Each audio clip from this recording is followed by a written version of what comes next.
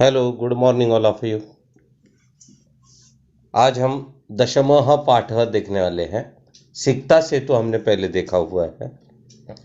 पाठ का नाम है जटायुः शौर्यम, जटायु की वीरता, ब्रेवरी ऑफ जटायु।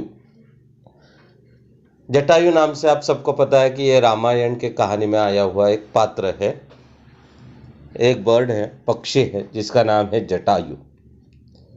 और जब सीता का हरण हुआ था तब रास्ते में रावण के साथ इस जटायु ने युद्ध किया हुआ था। सीता को बचाने की कोशिश की थी कि रावण उसे लेके न जाए। वर्ष होते हुए भी राम को हेल्प करने का प्रयास इस जटायु ने किया हुआ था।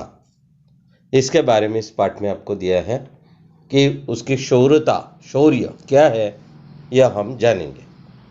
सा तदा करुणावाचो विलपन्ति सुदुःखिताः वनस्पतिगतंगुध्रम ददार्श पतलोचना।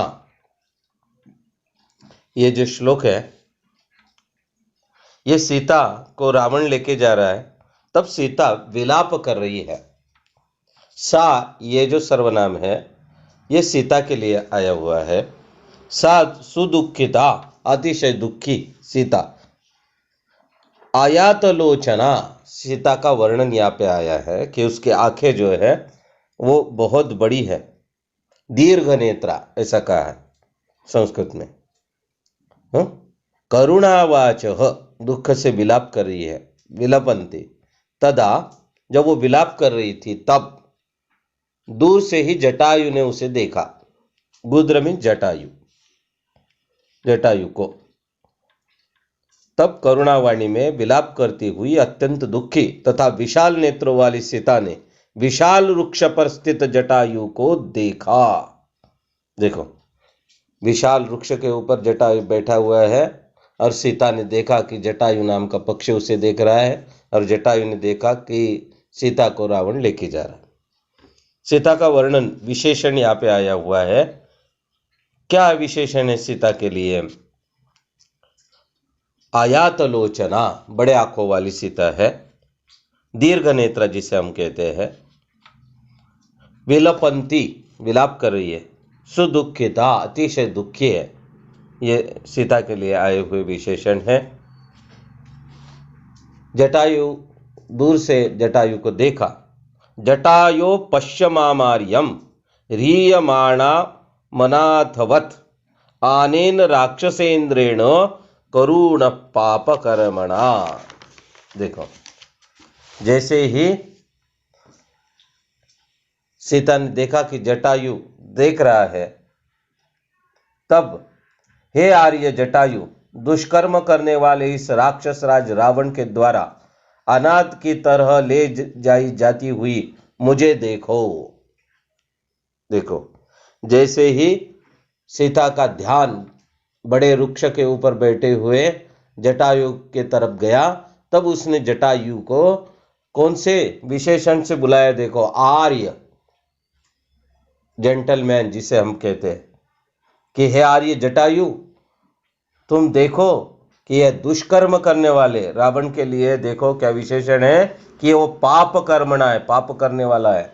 राक्षसेंद्र, राक्षसानाम इंद्र, राक्षसों का राजा है, रावण उसका नाम है। ये मुझे उठाकर लेके जा रहा है, तुम ये देखो। ऐसा क्यों कहा होगा सीता ने? कि उसे पता है कि पीछे से मुझे ढूंढते हुए राम आएंगे, तो उनको पता होना चाहिए कि कौन लेके गया है और राक्षस कौन है। इसलिए सीता ने परिचय दिया हुआ है रावण का कि ये राक्षसेंद्र है, राक्षसानाम इंद्र हो, राक्षसों का राजा है। और कैसा है? दुराचारी है, पाप कर्मणा, पाप कर्म करने वाला है।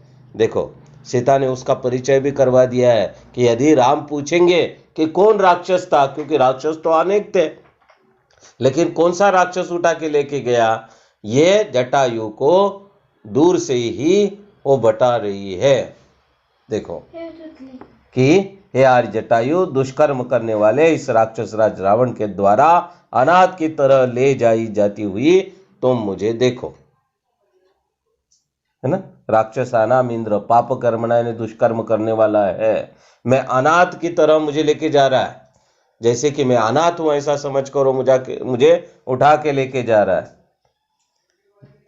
आगे देखो, तम शब्द वसुतस्तु जटायु रथशुश्रुवे निरीक्षम रावणम क्षिप्रम वैदेही च ददर्श सह।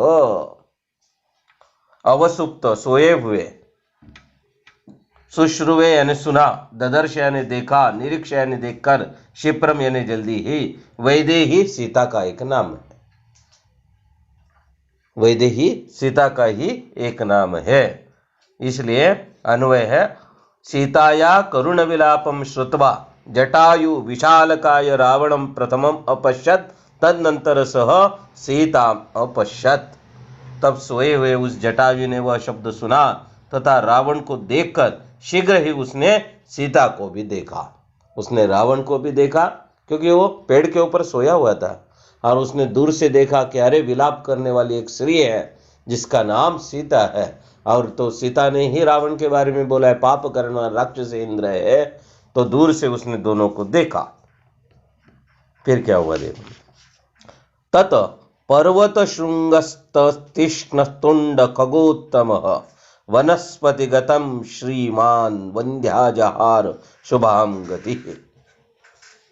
सीतायां विलापम श्रुत्वा यदा जटायुः परिस्थिते गंभीरता ज्ञातवान् तदा अत्यंत बलशाली सन आणि सामनीत्या रावणम प्रति मधुरम वचा से आवत। देखो, तब पर्वत शिखर के समान कांति वाले, अभी ये वर्णन जो आया हुआ है जटायु का वर्णन है। जटायु नाम का ये पक्षी कैसे था, तो देखो, तब पर्वत शिखर के समान कांति वाले, पर्वत की चोटी जो होती है शिखर, टॉप ऑफ द माउंटेन, कितनी शुभ्र होती है, कितनी तेजस्वी होती है, कितनी सुंदर दिखती है, पर्वत का शिखर दिखता है, वैसे दिखने वाला यह जटायु था। तीक्ष्ण चोंच वाले, उसकी बीक जो थी, चोंच जो थी, वो बहुत ही नोकीली थी। वृक्ष पर स्थित शोभा युक्त तथा श्रेष्ठ पक्षी उस जटायु ने सुंदर वाणी से इस प्रकार कहा।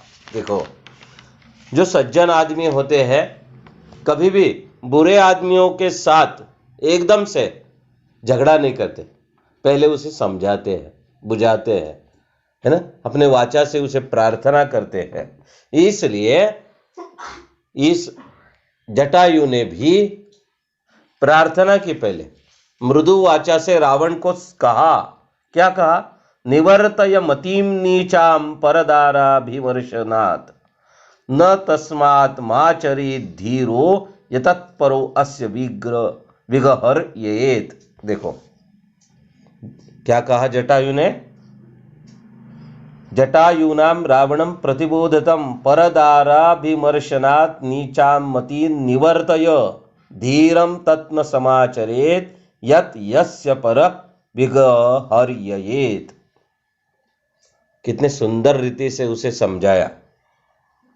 पराई स्त्री स्पर्श दोष से अपनी नीचे बुद्धि विचारधारा को तुम हटा दो, दूसरे की स्त्री को तुम स्पर्श मत करो।